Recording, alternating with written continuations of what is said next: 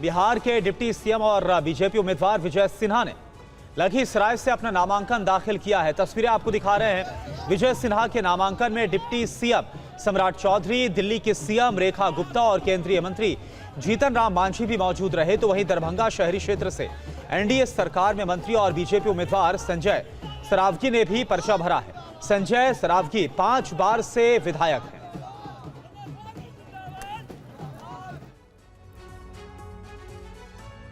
बिहार कांग्रेस के अध्यक्ष राजेश राम ने कहा है कि पार्टी उम्मीदवारों के नामों पर फैसला हो चुका है। 10 सीटों पर उम्मीदवारों के नामों पर फैसला करना था, जो आज दिल्ली में हुई पार्टी की कमेटी की बैठक में तय हो गया।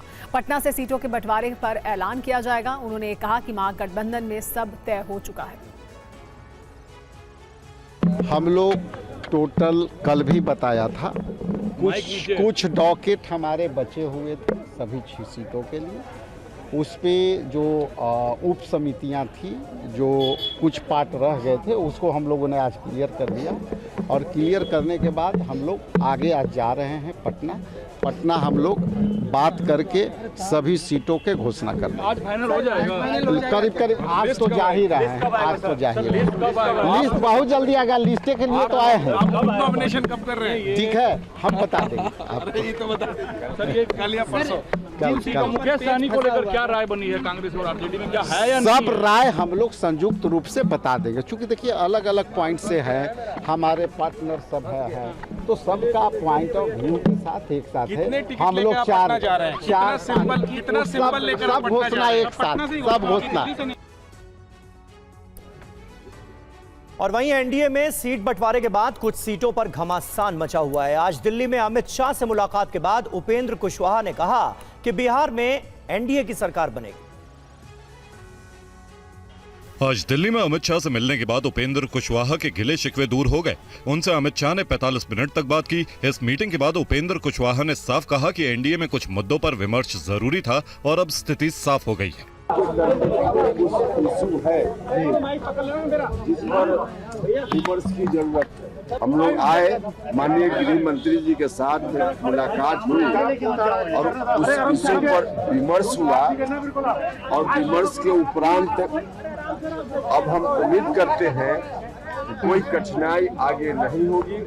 सूत्रों ने बताया कि उपेंद्र कुशवाहा को अब बिहार में विधान परिषद की एक सीट मिल सकती है। मंगल पांडे, सम्राट चौधरी और जनक राम की सीट खाली हो रही है। ये तीनों नेता अब चुनाव लड़ रहे हैं। ऐसे में उपेंद्र कुशवाहा को एक विधान परिषद की सीट देकर बीजेपी ने फिलहाल विवाद पर विराम लगा दिया है। वहीं अमित शाह से हुई बैठक के बाद उपेंद्र कुशवाहा और नित्यानंद राय बीजेपी अध्यक्ष जेपी नड्डा से भी मिलेंगे। तीनों नेताओं में सीटों पर जारी खींचतान पर आधे घंटे तक बात हुई। आज पटना में बीजेपी दफ्तर में जबरदस्त बवाल हुआ है। टिकट नहीं मिलने से नाराज नेताओं के समर्थकों ने प्रदर्शन किया है। औरैया में टिकट कटने पर पूर्व मंत्री राम सूरत राय के समर्थक भी धरने पर बैठ गए। रुपेश कुमार की ग्राउंड रिपोर्ट देखिए।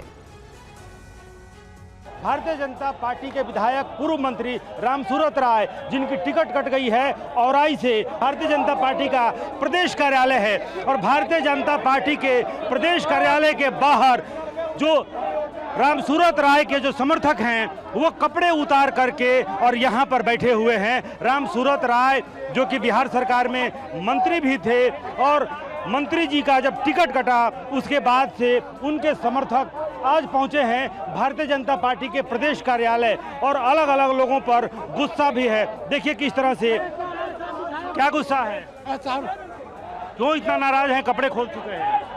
हमारे पार्टी को नंगा कर दिया गया।